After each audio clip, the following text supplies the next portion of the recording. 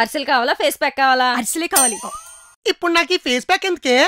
ఈ ముల్తానం బట్టి ఫేస్ కి రాసుకొని కళ్ళ మీద కీర దాసుకొని పెట్టుకుంటే చల్లగా ఉంటది. పట్టండి.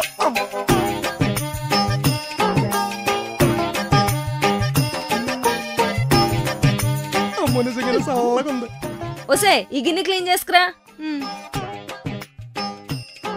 A few minutes later.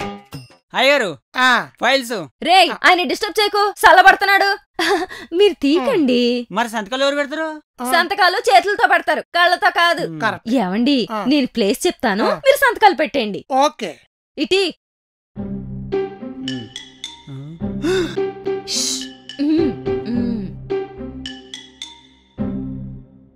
ఇక్కడ ఎక్కడ ఇక్కడ ఎక్కడ ఇక్కడ ఇక్కడ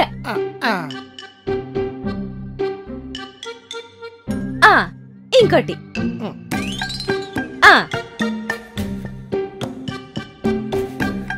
లాస్ట్ లాస్ట్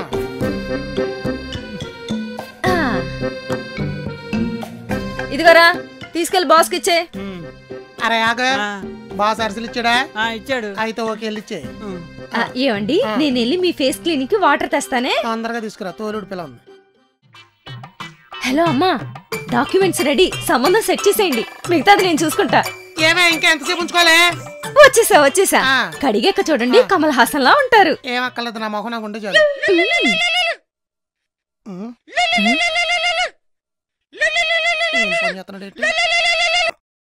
మావయ్య గారు, సౌజీ ఇంటికి వచ్చేద్ది, మీరేం టెన్షన్ పడకండి.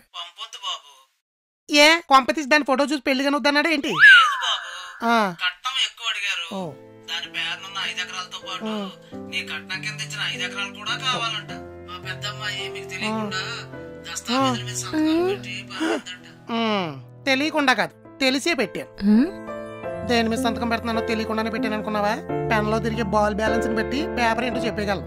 అది కాదు మావయ్య గారు, ఇప్పుడు ఆ ల్యాండ్ నా పేరు మీద ఉంటే ఏంటి, ఎవరి పేరు మీద ఉంటే ఏంటి?